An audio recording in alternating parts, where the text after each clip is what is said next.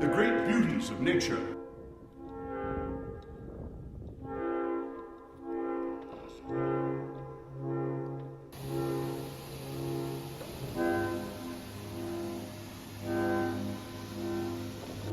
The rivers and the streams and the mountains and the hills and the valleys.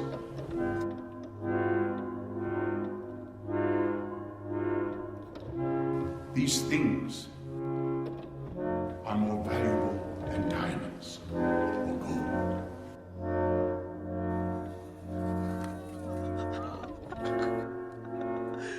However much diamonds or gold may excite our desire to possess them,